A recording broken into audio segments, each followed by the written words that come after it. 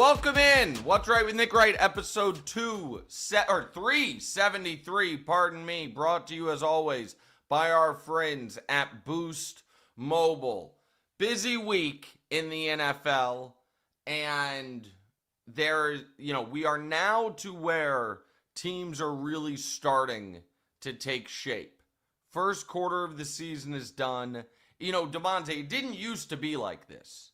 I'm gonna sound like an old man here, and I might sound like an old man with the Shedeur conversation. This first one though is not about taste; it's just reality.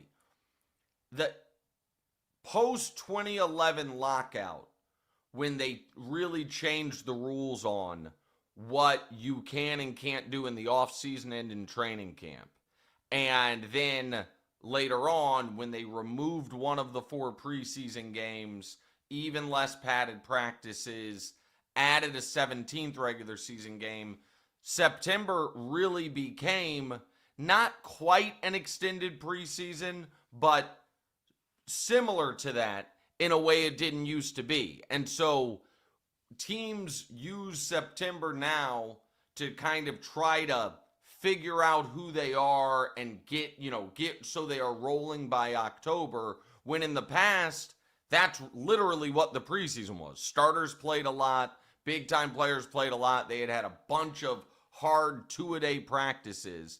And so it makes handicapping the league the first few weeks of the season a little more difficult, because teams really do change over the course of the year. But now we're in October, and now you kind of not are who you are, but you're a lot closer to your final form. And the hope is that you didn't dig yourself too big of a hole in September. And so the 2 teams that we thought could be legit, certainly playoff, and in one of their cases championship contenders, who dug quite a big hole, are playing each other this weekend in Baltimore and Houston.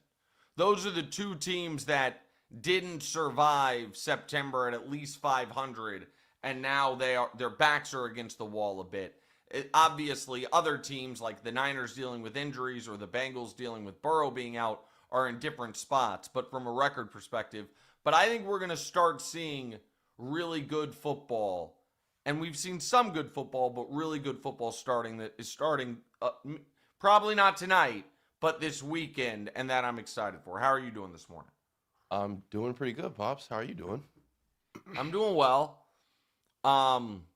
This has been an interesting week because, as expected, there are corners of the internet and corners of not corners and sections of my colleagues that are, I don't even think mad at me is the right word, just openly, I don't know if mocking is the right word, something. They're nonplussed about some of my Lamar commentary the last 72 hours. Oh, I've seen a little and bit this of that. is an annual tradition. And the only part of it that I actually have been not irked, but irked hit by. Home a little bit. Well, not even hit home, just annoyed, I guess is the right word, is folks saying it's a straw man that people don't acknowledge Lamar's big game or postseason struggles. I'm like, it is? Because all of you pick the Ravens to win the Super Bowl every year. So it feels like that kind of fails to acknowledge it. But I'm not doing Lamar today. I mean, we will do a little Ravens because I do think there's a chance he plays. I think there is a chance he report. He shouldn't. So, I mean, we're in a bad situation. And I think they could win with Cooper Rush. And it's just if you just run Derrick Henry 35 times, I think you can beat a flailing Texans team. But we'll get to that. First, we have to get to what we're not going to get to, which is straight to voicemail, brought to you by Boost Mobile. LeBron joins Kai Cenat on stream along with Ty Lil. Big weekend for those streamer guys that I got to spend a little bit of time with back in June, in Kai, Ty Lil, and Speed. Speed hanging out with Brady, Kai and Ty Lil hanging out with Bron. Ty Lil could not have been more excited, and LeBron cut off Kai's dread. So was that real? He really did that, right? I'll be honest, I didn't watch the Mafia-thon thing. But listen, pretty cool. Kevin Hart also, who was there when I met those guys. Kevin Hart goes on their stream. Everybody's doing the streamers. I got to get with it. I said I was going to do it over the summer. I didn't do it. I got to get with it. Seth Curry joins his brother on the Warriors. Love it. I think I called this 6 months ago. I don't know. I think I mentioned that I could, when we were talking about the Warriors offseason, that I thought Seth would fit well. I honestly, though. You know what? I do remember. I think I just said it like in passing. Yeah. You know, we didn't do like a whole thing on it, but I love that. I think Seth's a really good player in his role, and I like the idea of Seth and Steph being together. I also thought the little viral video, even if it was misleading, of the rookies on the Warriors being nervous to ask Steph for a picture was adorable.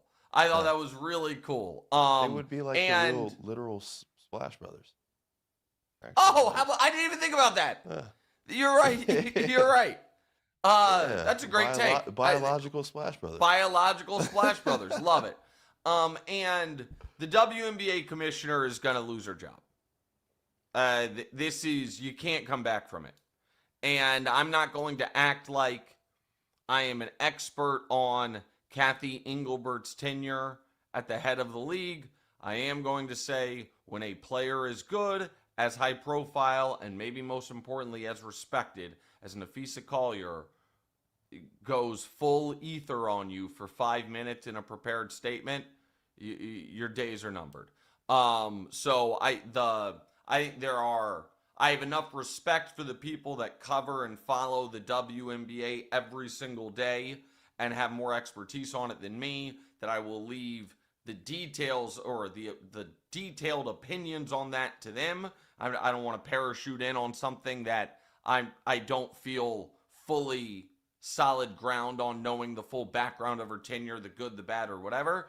But I do know, I feel like I know enough about just business in general that when one of your admirals goes public on the record of, we have lost faith in the Central Command usually has a change. All right, please like, rate, subscribe, review to the pod. We greatly appreciate that. I did not think we would be starting with the Browns' third-string quarterback. However, because of the last 24 hours and because this show loves itself some meta media discussion, we are going to start with the Browns' third-string quarterback. Go right ahead, pal. No, I'm kidding. Joe Flacco's been benched. You tricked me. Hold on. I was about to say, Damonza's mic's not working. I went to see if my headset got disconnected. That was really good. Mouthing of the words. You totally tricked me. All right, good job there. I mean, that's for watching. If you're watching on YouTube, you got the bit. If you're if you're listening to us on podcast, it doesn't really play. But good job. All right, go ahead. So Joe Flacco's been benched, and Dillon Gabriel is the new quarterback one. And Shedeur responded to that news in a presser, and maybe Rex Ryan with a little bit of memeing or miming action. What are your take or your thoughts on this? Okay, so let me give the audience the very short history of this. Okay, a week ago, Shedeur gave a somewhat innocuous but probably poorly worded comment when he said, you know, I'm paraphrasing, but I think this is going to be close to an exact quote. You know, I watch the league, and I'm better than some of those guys out there starting. I didn't think it was a huge deal. I think that one of the reasons, Damonza, that I thought that comment was likely to not go great for him was because one could argue the starting quarterback in the league playing the worst was his own. You know what? If he was third string for the Bills and said, I watched the league and I feel like I'm better than some of the guys starting. I think the exact quote was, if you see the quarterback play in the league right now, I know I'm capable of doing better than that. Then I think it's less of a problem. When a lot of people felt like and feel like the Browns starting quarterback was playing the worst of everyone in the league, it could have been construed as an unintentional shot at Flacco. I don't think it was that at all, but it was just a little trickier of a spot. Does that part make sense, what I'm describing there? Yeah. Okay. Then Rex Ryan goes on TV and makes a fool of himself. Yeah. Every time I see Rex Ryan, he's just talking about how much someone sucks. Yeah. It's like the whole bit. It's that Russell Wilson can't play dead in a Western. And his career's over. They said he comes at people like they're the reason, every problem in his life that he has. I don't personally like that, his style. I'm just going to be transparent on this. I don't know Rex personally. I don't want, please, awful announcing, don't make this a Nick Wright eviscerates. I'm not trying to do that. I'm just being honest. I think Rex, goes on TV. It's like, this guy sucks. This coordinator's an idiot. I do a better job with that. Bang, I'm out of here. And so I just don't love that. Let me put it like this. He would not fit on First Things First. You know what I mean? But different styles for different folks, and I wouldn't fit on other shows, whatever. I'm really trying to be kind here, but be honest with my opinion. Pretty clearly, and one of the things he said two things that really struck me with the Shedeur commentary. One was he basically reported that Shedeur is not doing the work. He was like, get in there and study. If I know this, the whole league knows this. It's like, wow. Rex Ryan elbowing Schefter off the breaking news beat. I had not seen that reported anywhere. That Shedeur's been lazy or not paying attention to meetings. That would be news. But the other thing he said was, shut up and dribble. Not quite shut up and dribble, but shut your mouth. So, Shedeur yesterday was asked about Dillon Gabriel being named the starter and about how he was not elevated to second string. Because that's the other piece of news here. It didn't go flat. Typically, if a veteran quarterback, not always, but I shouldn't even say typically, sometimes when a veteran quarterback is benched, he then goes to the bottom of the depth chart. He wasn't a veteran, but last year when Bryce Young got benched for Andy Dalton, that first game, Bryce wasn't the backup. You know what I mean? He went all the way down the ladder, and then, so there was an opportunity that it was going to be Gabriel 1, Shedeur 2, Flacco 3. That ended up not happening. Just Gabriel and Flacco flipped, Shedeur stayed 3. He was asked about all of this, and he smiled and, in my opinion, looked like he always does, which is charming, and seemingly talked without talking. Moved his mouth, and I actually wonder if if he was giving real answers. He was saying you know what I mean? In there. He was clearly, he wasn't speaking gibberish.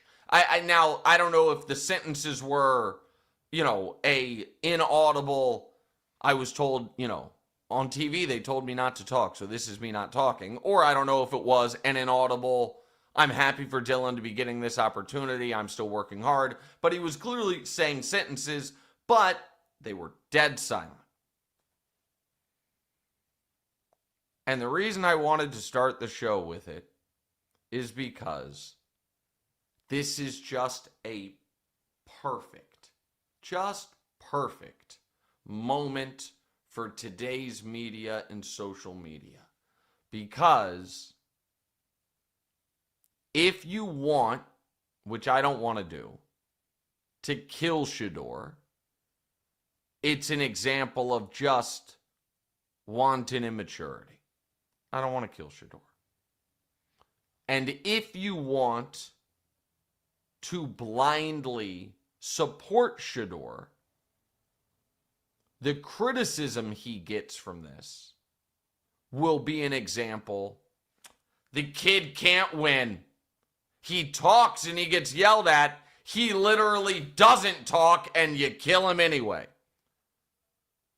I don't want to do that either because I'm not an idiot. What every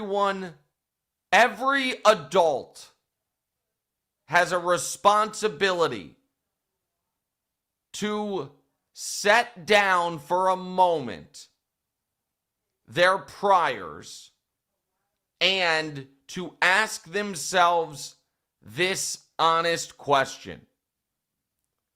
If Shedeur was your best friend, if he were your, I don't want to say son because Prime has, I think, not helped him on this, and I'll get to that in a second. If he were your godson or your nephew, or you were his high school guidance counselor who he stayed in touch with, and he called you up and was like, hey, did you see what Rex Ryan said about me? Yeah, I saw. And you saw that Gabriel's the starter now, right? Yeah, I saw. So when they ask me about it, listen to what my plan is. I'm going to answer their questions silently. What do you mean? You're going to like write it down? No. I'm going to stand in front of the cameras and act like I'm talking, but not make any sounds. How awesome does that, how awesome of an idea is that? All of us would say, don't fucking do that, man. It's a bad idea. Fair or not, bad idea. Why? They told me I shouldn't talk. Buddy, here's all you got to say. You're asked about Dillon. Really happy for Dillon. You know, he and I, obviously, same draft class. We've been working together this whole time. Joe's been great to all of us. You know, it's coach's choice to make a change. And, you know, Dillon works hard. He's a really good player. I'm excited. You know, I'm excited to watch him. Well, are you upset? You know, you didn't get bumped up to second string. You know, do you... Listen, I believe in myself. I'm not going to lie to you guys and act like I don't. I believe that I will one day be a starting quarterback in this league. But my job right now is to keep doing what I've been doing, studying, working hard, being a good teammate, and hopefully, you know, we can get back on the winning track this weekend. That's all you have to do. Everything else is foolishness. And anyone acting like acknowledging that him doing a bit in the locker room in front of the media as the third string quarterback is good for him or smart or productive is a liar. Also not the third string quarterback, apparently. What do you mean? Well, it was Joe, and then it was Dillon, and then they moved him down below Joe again. Like, why did they do that? He is still third string. That's what I'm saying. Oh, yeah, I guess, he's third again. Yeah. Right. No, he stayed third. He didn't. No, listen. I don't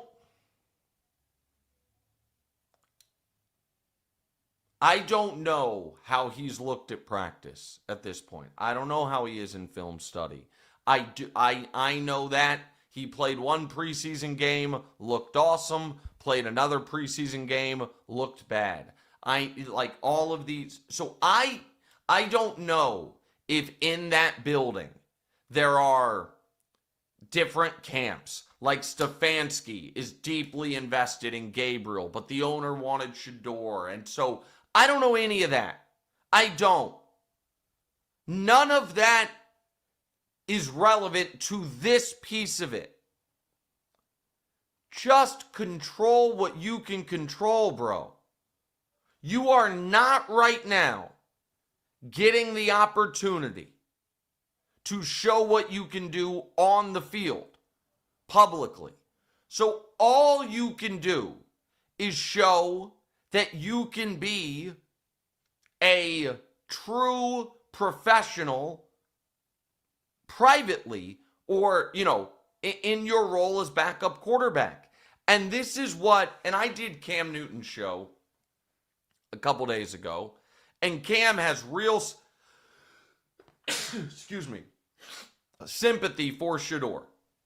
And Cam feels like a lot of what he did, Cam had a real hard time when he had to be a backup. And Cam felt his celebrity and aura worked against him at those things. And I said this to Cam, and I'll expand on it here.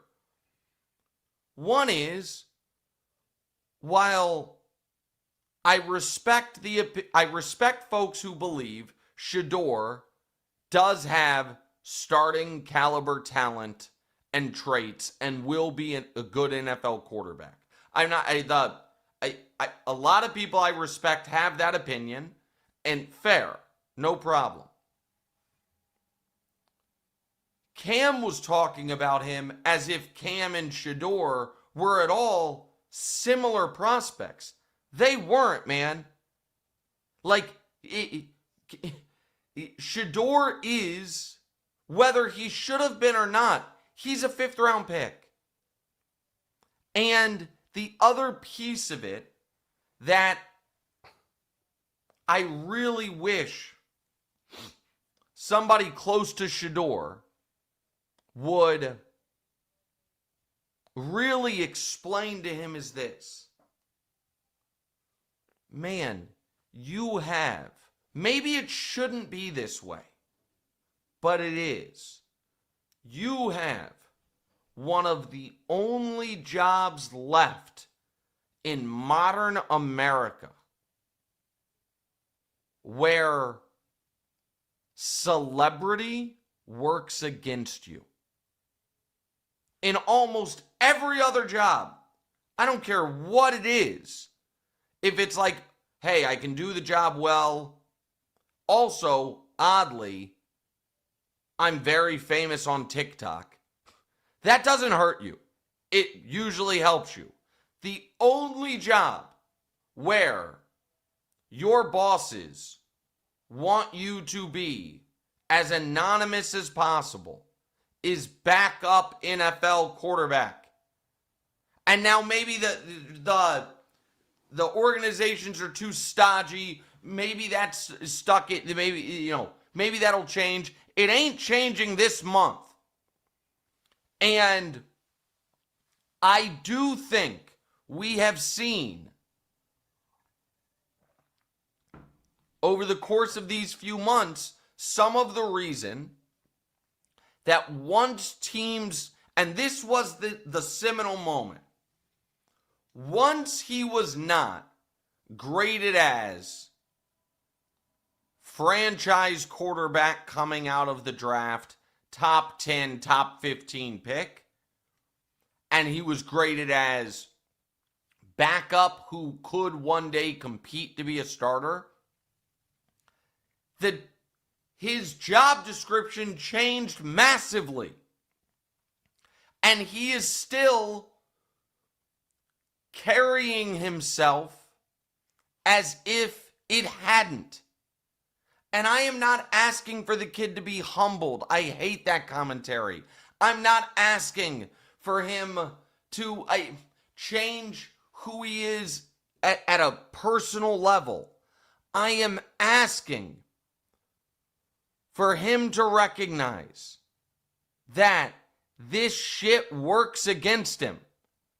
And his dad, who everybody loves, myself included, Instagramming in response to this video all these laughing emojis and writing, "Good one, son, you did that," is not helpful. Go, Damonza, go ahead. I can tell you want want to Oh say no, something. I didn't know that. I didn't know that happened. But at Yeah, the he end of the did. day, you were one step. Like I guess he was still third on the depth chart, but Joe Flacco getting benched, you were a step closer in the direction that you Yes, wanted to be headed. So it correct. was unnecessary, It's and just, yeah, and this is what's frustrating to me, and this is why I wanted to lead the show with it, because it is my favorite topics are when a sports discussion is a microcosm for a bigger worldwide, holistic discussion. There are going to be so many disingenuous fools that today try to act like, see, damned if you do, damned if you don't. You tell him to shut up, and then when he literally does, you criticize him for that too.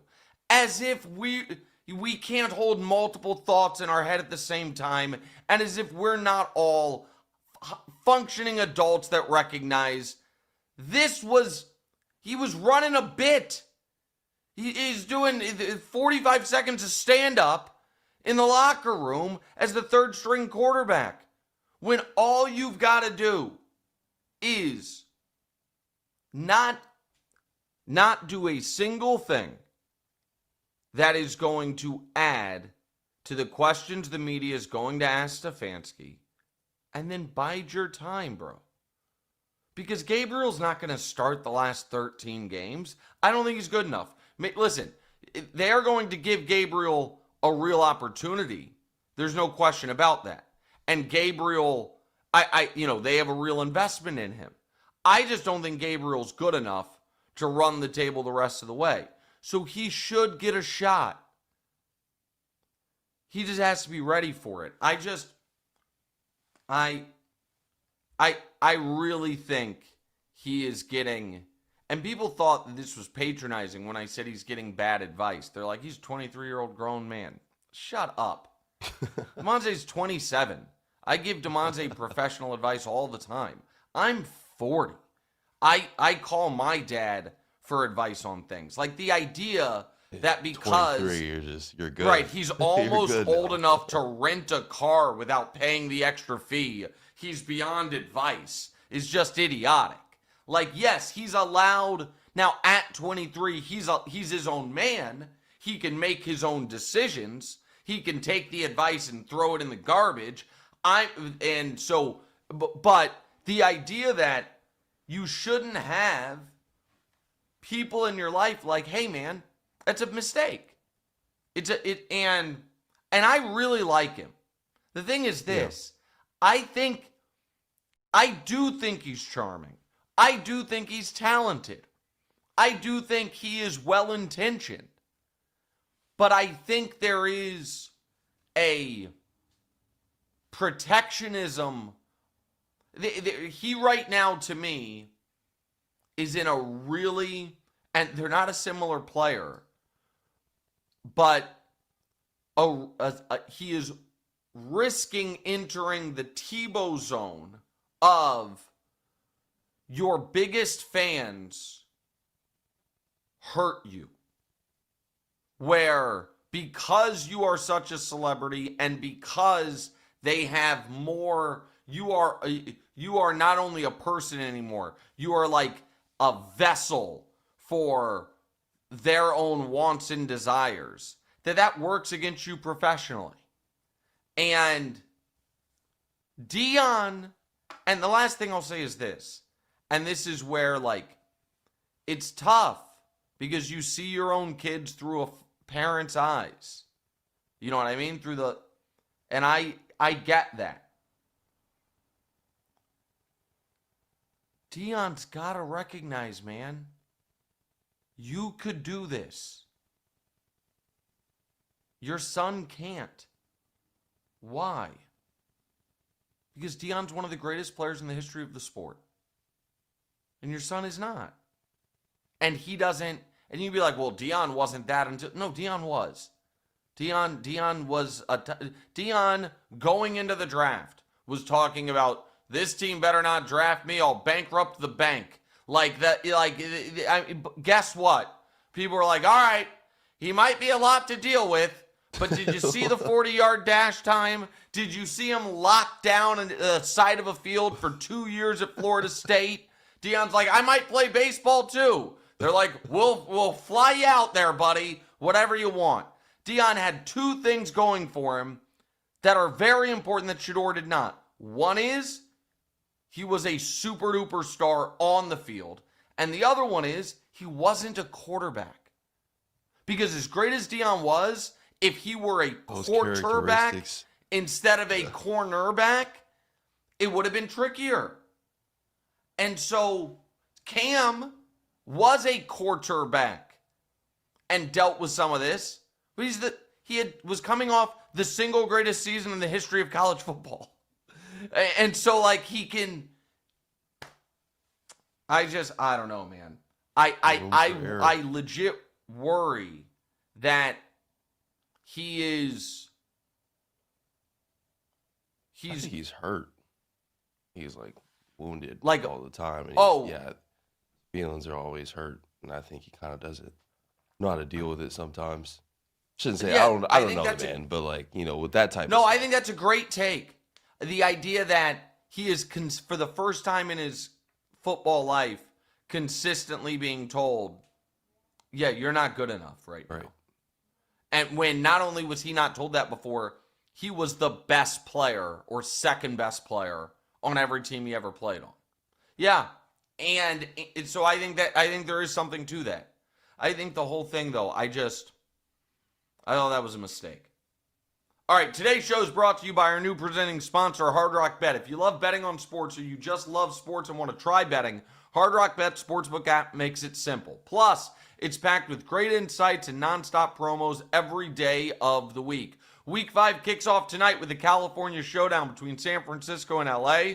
I'm looking ahead to Sunday, though. Hard Rock Bet Stats Hub right there in the app. Here's what the app is showing me. Kansas City's back. We already knew that. They looked great against Baltimore. Now they've got Jacksonville. They beat the Jags 8 times in a row, going back all the way to 2009. Last time they lost to Jacksonville, my pal Matt Castle was their quarterback. KC's Kareem Hunt has found the end zone in 6 straight October games. How about that? Xavier Worthy looked good coming back from injury, and he scored a touchdown the last 5 times the Chiefs were favored and coming off a win. If you still haven't tried your first bet on Hard Rock Bet, there's still time for you to get $150 in bonus bets.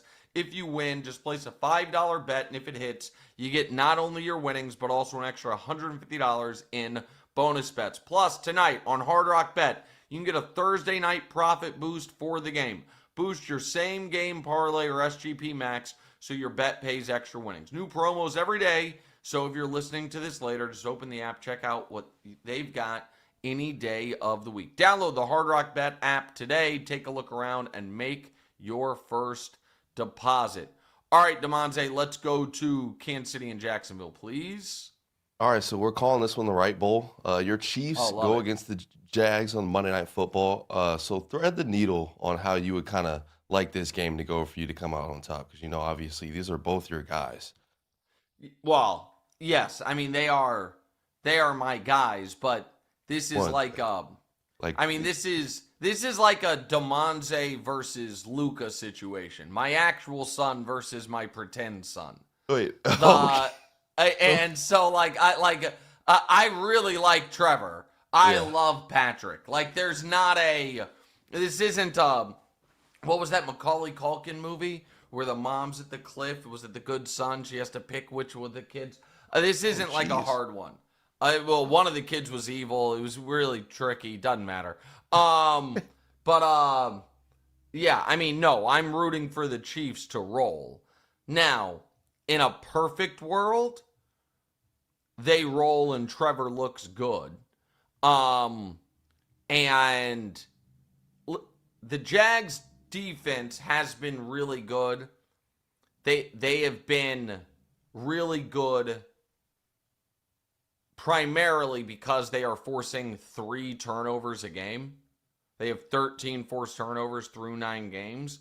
The most interesting thing going on with the Jags right now, though, Damonza, is not Trevor, as much as I wish it was, because he's just not playing that well. Like, not only is he not the reason they're 3-1, you could argue that if he could have just taken care of the ball against Cincinnati, they'd be 4-0. Like, the Jags are, if Trevor starts playing better, the Jags are legit dangerous. Yeah. The most interesting thing with the Jags right now is Travis Hunter. And they haven't figured out how to use him. And right now, it's kind of the worst of both worlds, which is he's not full-time either side of the ball. We thought he would play more than, any of these other first-round picks. Instead, he's playing less than some of them, and he's not being super impactful in either spot. And so, folks that were saying, again, it's been a month, he needs to be full-time one way and a bit player the other way. I think right now that looks like that would have been the smarter way to play it through September. Now, maybe that'll change, but I think for Jacksonville to justify trading away the 5th pick, a 3rd-round pick, and next year's 1st-round pick to move up for a non-quarterback, it had to be because they thought they were getting 2 players. I thought they were getting 2 players. And right now they have just gotten 1 okay player on both sides of the ball. So that's the most interesting part for the Jaguars. Go ahead. Do you think that the Chiefs will backslide a little bit from their progress that they made with Baltimore as far as the offense? Listen, I think that the offensive line is getting better week by week.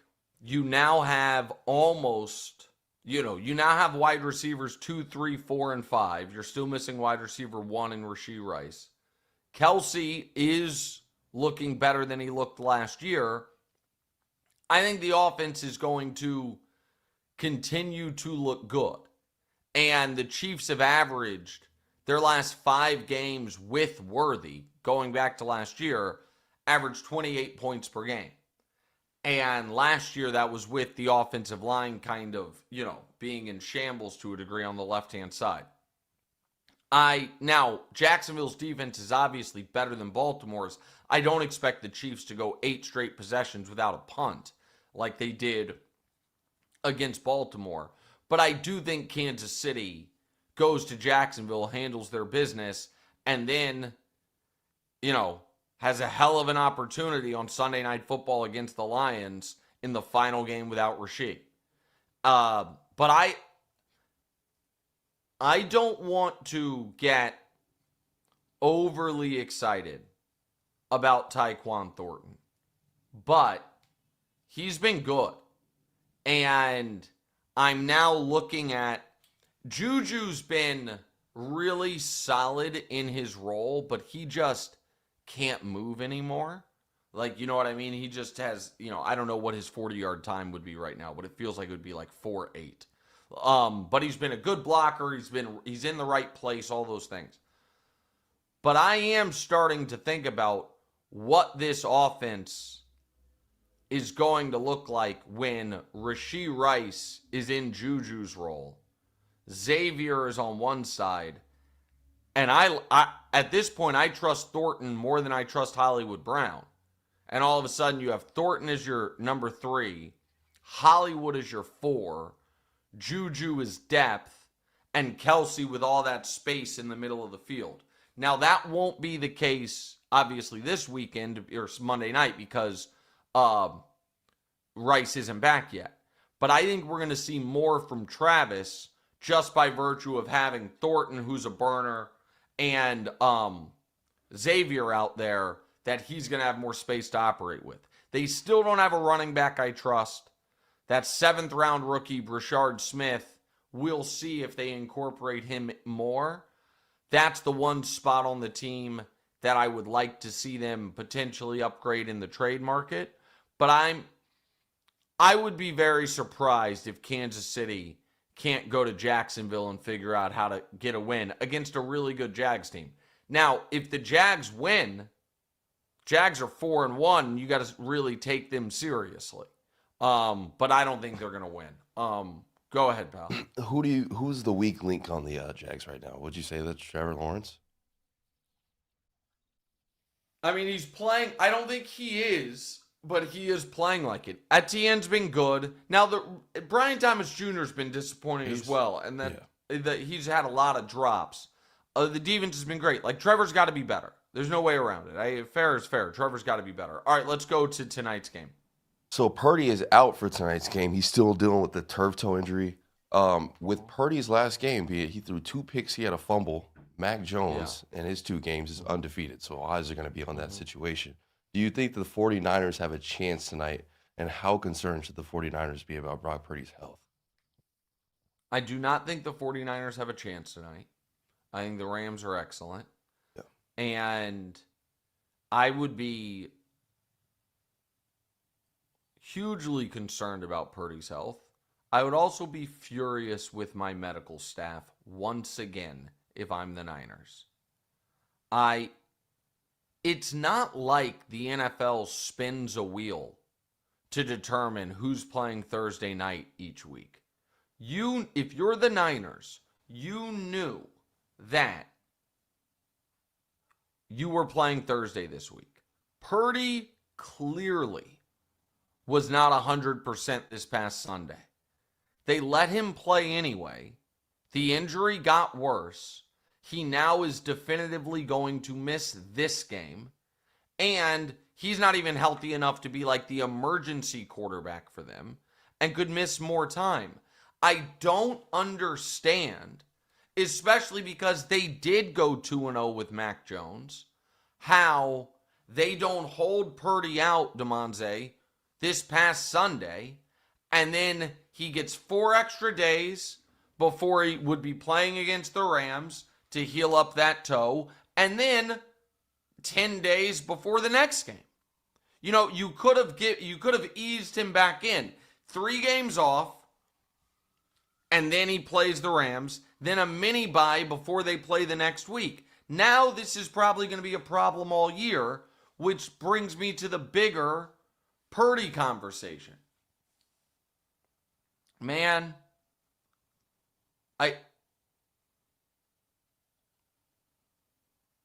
I said all offseason, why would you be in a rush to pay this player? He struggled, had his worst year yet last year, has dealt with some injuries, and has no leverage whatsoever. Just wait and see. They gave him $3 million a year. And now, it has been 4 games into the contract.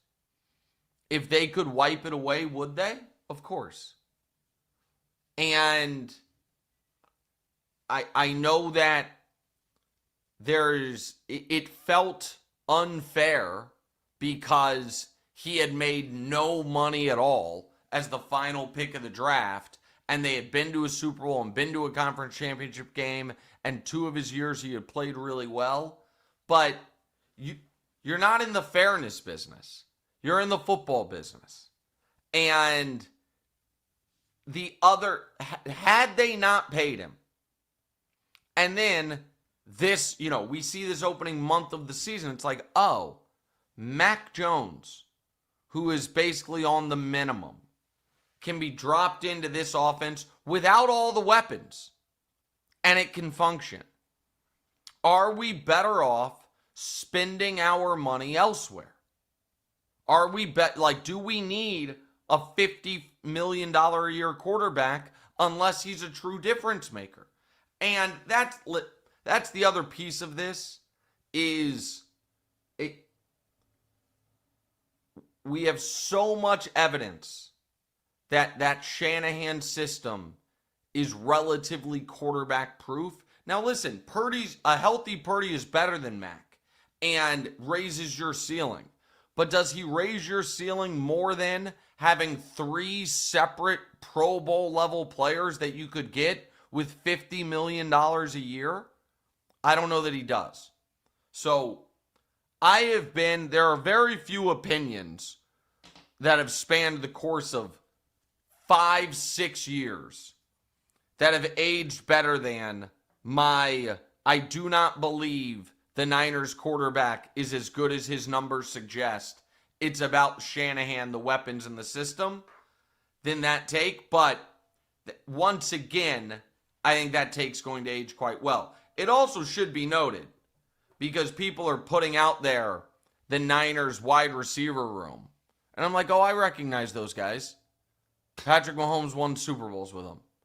Demarcus Robinson, Sky Moore, Marquez Valdes-Scantling. What do you expect anyone to do? I don't know. Patrick Mahomes won Super Bowl. So, like, there is that. All right, I know you want to ask me about Puka. Yeah, so where would you rank him amongst your wide receivers? He's number one in yards, receptions, and yards by a lot. By a lot. Stafford loves him. He's on pace, Damonza, through 16 games, not even 17-game season, for more than 160 catches and the first ever 2,000-yard season. So here is... All right. Here is the...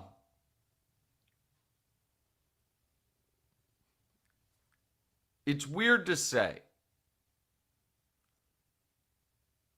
He has almost an ironclad case that he should be in consideration as the best receiver in the NFL. Yet, I cannot wrap my mind around the idea that he's better than Justin Jefferson or Jamar Chase. And I feel like he could have a 2,000-yard season, and I still would not be able to wrap my mind around it.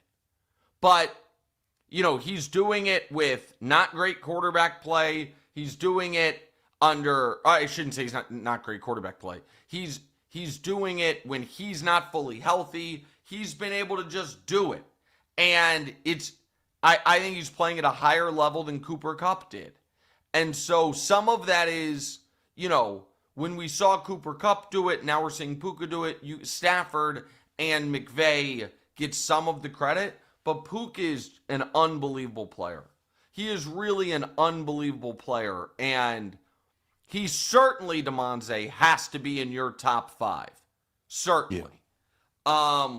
I still think Jefferson's the best receiver in football, but man, Puka's an unbelievable player.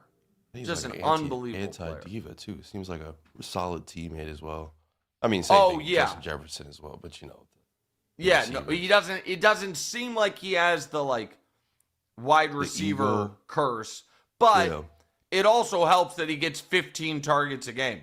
I think all these receivers would be pretty happy with, you know what I mean, with those types of targets. All right, let's talk Houston, Baltimore. So my banged up Ravens are playing the lowly Texans. These guys are both 1-3. Who's this a big game for? All right. So first of all, let me say I think there is a chance Lamar plays. Rappaport seemed to open the door to it. The only person to slam the door shut on it was a Baltimore Sun reporter. So I think there's a chance he plays. I also think, even if he doesn't play, Damonza, you guys could win. Like, Houston's offense has been dreadful for 15 of the 16 quarters this year. Fourth quarter against Tennessee, they started scoring. But that game was 6-0. 6-0, either late in the third or going into the fourth. And then Houston rolled up some touchdowns. Now, maybe that's some momentum. Maybe, like I said at the top of the show, they were working through things, new offensive coordinator, all that. But they have looked shaky. So I think the game is more important for the Texans because of this. If they lose, they're just flat bad.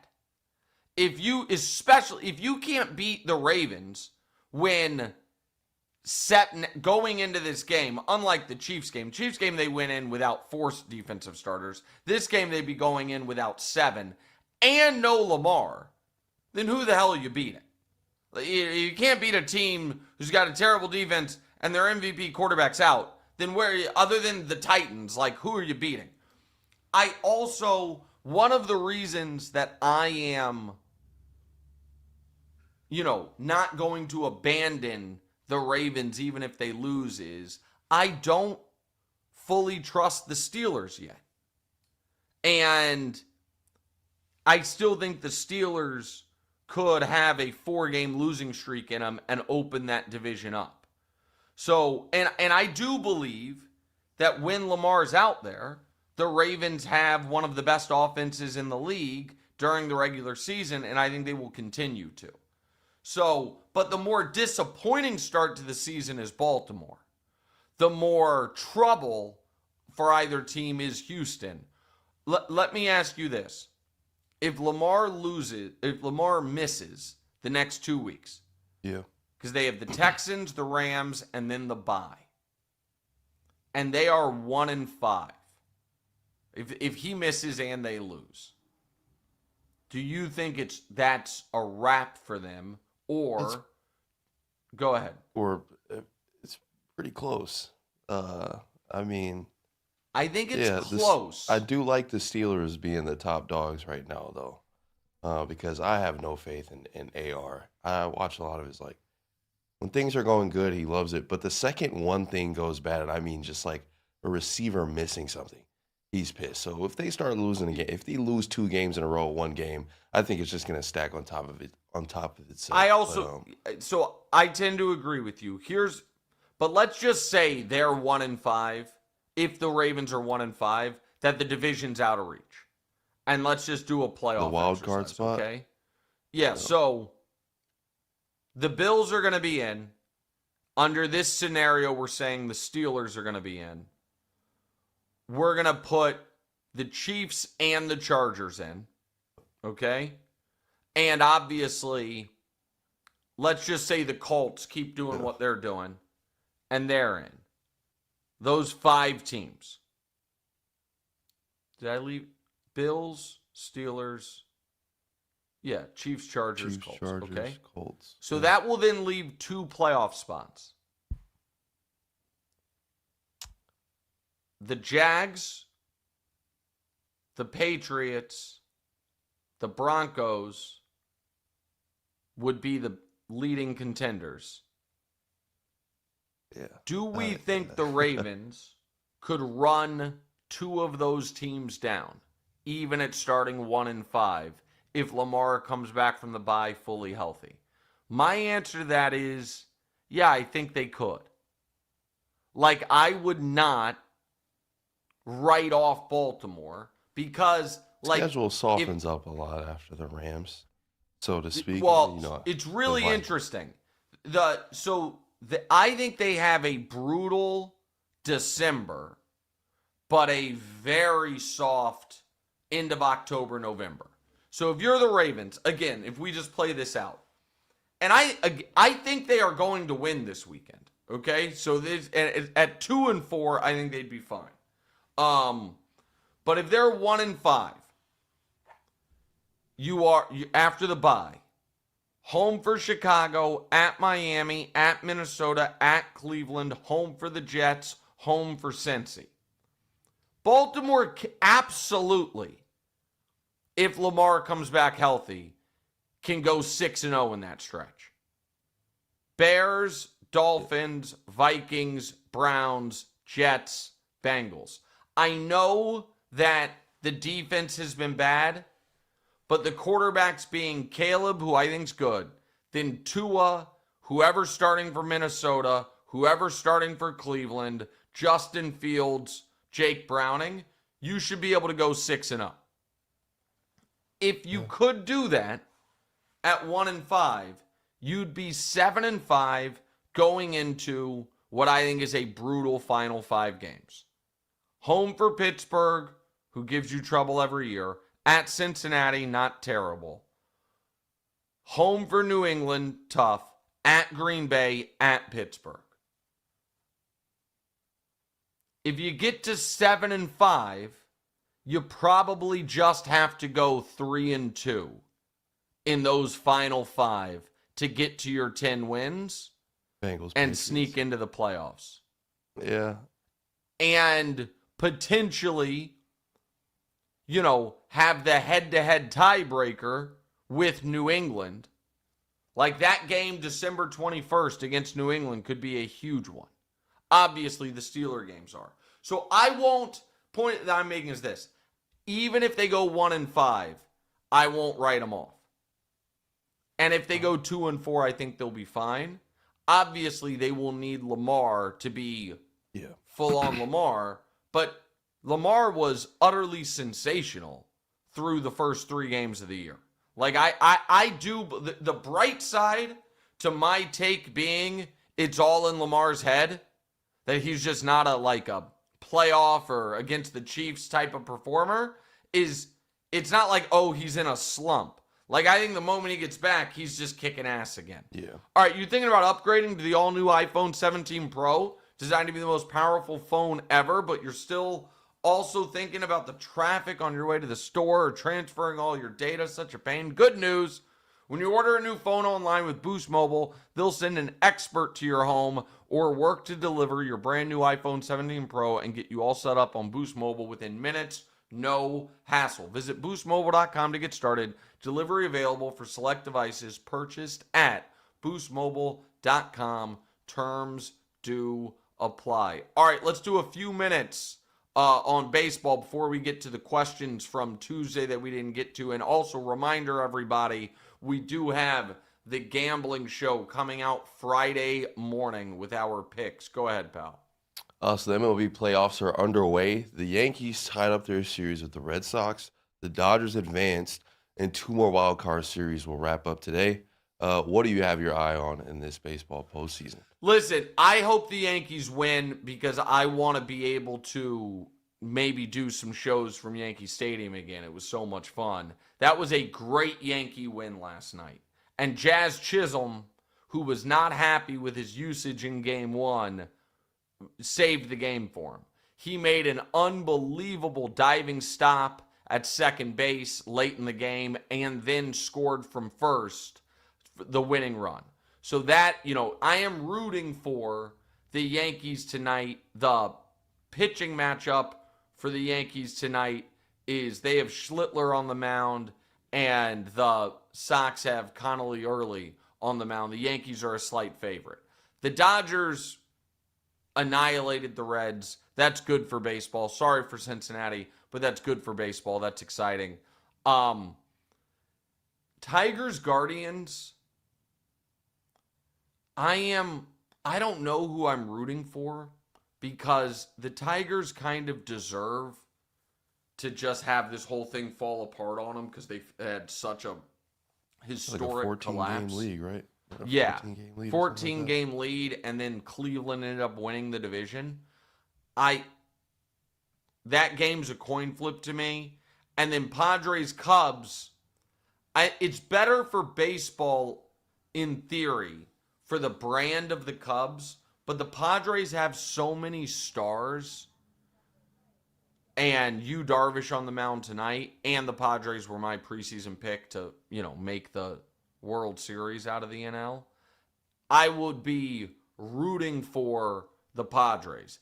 Either way, we're going to have sick divisional round because we're going to get Dodgers-Phillies in the NL, which is unbelievable.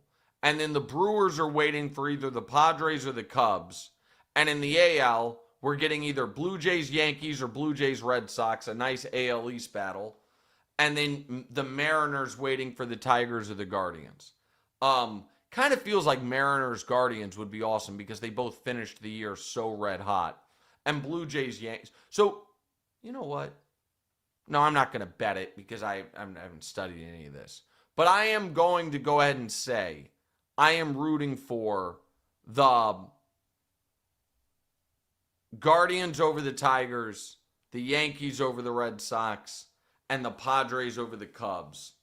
So we get Brewers, Padres, Dodgers, Phillies already locked, Blue Jays, Yankees, and Mariners, Guardians. That's what I'm pulling for. All right, Damonza, let's get to some of these questions before we get to our gambling show, which will come out tomorrow. So everybody in the chat on Tuesday was asking about how the Ryder Cup went. I really enjoyed going. I had a great time. I don't want to spend too more time on it. Eagle fans are out of their mind. They're out of their mind. And I actually had to should I tell this story? Yeah, whatever. Who cares? So I was getting the Rory McIlroy treatment from Eagle fans the whole day. And these are just like drunk finance guys in golf shirts. And so whatever, fine. Late in the day Saturday, I'm walking to find Hubs, because I went with Danny and Hubs. And there's a long line of people trying to get beer. And I'm about 40 feet from it. And again, we're at a golf tournament, man. And I hear, "Hey, Nick Wright, F you." But they didn't say F. And I'm like, you know what? Not okay. and I could see who it was deep in the beer line. And I'm like, we're going to go have a chat. And so I started walking his way, and his friends were like tapping or whatever. But again, Damonza, this guy is not your age. This guy is my age. And I walk over to him, and I do what I always do in these situations, which is I clasp my hands behind my back. So because I'm like, this guy's drunk and like whatever. Like, I don't want him to think like I'm coming over there to like fight. But you're gonna have to answer behind there this. waiting for him. No. I was not. And as soon as I get within 10 feet, he does one of these. He's like, "Hey man, I'm sorry. I actually like the show. I'm just," and I'm like, no. He's like, "What?" I'm like, "Buddy, we're adults at a golf tournament. Not cool." And his friends were like, "Yeah, man, sorry." And he's like, and so he tries to shake my hand. I'm like, "I'm not shaking your hand, man, but I also am going to need an apology." and he's like, "What?" And his friends, who were mortified, were like, "Hey, man, just apologize." And I'm like, "I'm going to need an apology." And at this point, again, it's like a 300-person beer line. Right. Everybody's looking. And he's like, "I'm sorry, man." I'm like, "Thank you." And then he tried to shake my hand again. I'm like, "I'm not shaking your bleeping hand." And then I went and found Hubs. I couldn't take it anymore. So I had a great time at the Ryder Cup, but I just couldn't take it anymore. I took a stand. Like, come on, man. Like, buddy, you work at you trade stocks for a living or something. Trying to be Tommy Tough Guy at a golf tournament, wearing khakis and a polo Ryder Cup shirt. All right, next. Hey, man, he's sorry. He's sorry. Dead ass, is the tattoo real, Nick? The Never a Doubt tattoo that I never know how to show on camera. I still haven't figured it out. See, that tattoo is real. No, the tackle that turned the tide tattoo. Oh yeah, was temporary. That was I will tell a story about that though. I went to the tattoo shop to get them to do the stencil, and then draw it on for the bit for the show. The lady there was like, "Yeah, I can do it, but I just have to charge you the same price as if I gave you the actual tattoo." And I'm like, "Okay." Wait, hold on. So the stencil, am I tripping? Isn't you like print it out and then you put it on your arm? It's like basically like one of those things you'd put a quarter in a machine to get a little thing. Correct. Yeah. And then she got a Sharpie and drew on the stencil, and it was $150. I would have drawn it on myself. I wanted it to look good. Wait, also, I kind of played myself because she hadn't quoted me a price, and then I walked up to the thing to pay, and I had a debit card or credit card. She was like, "We're cash only," and I'm like, "Oh, okay, no problem." And I again, I'm not trying to sound like a big shot, but I walk around with because I'm a gambler. I just walk around with a lot of cash, like a wad of money. I always have it on me. And so she still hadn't told me a price. And I reach in my pocket and I just grab my cash, and it's probably $2,000 in hundreds. And and I see her see it, and I'm like, oh, I'm getting so played here now. I was like, there's no, and so, she was like, well, like the least we're allowed to charge is $100. And I'm like, okay. I was like, then I guess it's $100. So you gave her a and tip? So, yeah. And so then I'm like, so I gave her 200s, and I'm like, hey, can I just have change for this one for your tip? She's like, oh yeah, thank you. And then she's like, we don't have change. Kind. She was like, she's like, I don't have change. We've just opened. And I'm like, oh, okay. And I'm thinking she's going to be like, but the 100's fine. Like, I'm just drawing the tackle that turned the tide on your arm. Yeah. And she goes, you can Zelle me. And I'm like, I just, whatever. It's like, all right, whatever. She was a nice lady. So I Venmo'd her $50. So yeah. All right. So it is what it is. Whatever. It was good for the bit. It's a good bit for TV. All right, let's get to some of the Thursday questions. As Sean says, Nick, can you explain why nobody is dogging on Justin Herbert for losing to the Giants? I've not heard a lot about because people don't listen, I don't think people care quite enough about Justin Herbert. I also think he had been playing quite well prior to that game. You know what I mean? So like the Giants have a solid defense as well. Yeah, and that was more about Jackson Dart, whatever it is. All right, next. HJ says, hi, Nick and Damonza. Are you concerned by the already mounting number of serious injuries? Is it just me, or is it notably bad this season? Lots of marquee players, too. I actually think it's just you. I think it's the turf in MetLife could be a problem, but I think it's like this every year. And I think every year we're like, damn, so many guys are hurt. Like, it's a brutal, brutal game. Next. Eclipse asked, two-part question: is Zach Taylor on the hot seat, or does he get a pass for the Burrow injury? And what do you think about Trey Lance to the Bengals? I mentioned Trey Lance to the Bengals off the air yesterday. I do think the Bengals should trade for either Kirk Cousins or Jameis Winston. And I would like let's say that Lamar misses time and they do fall to 1-5. And what we're talking about, the Steelers happens, they like that division, they're 2-2. Yeah. And Browning's just been brutal. All right, reminder, everybody, like, rate, subscribe, review. Our pick show, which will be a quick pick show, comes out Friday. Check that out as Damonza tries to give you another winning teaser as he's 3-1 on the year. My picks are right now decidedly mediocre. I haven't had a terrible week yet. Haven't had a great week yet. But we keep hitting the offer. So all that coming up tomorrow. Shout out to Hard Rock Bet, Boost, and of course our friends at Zen.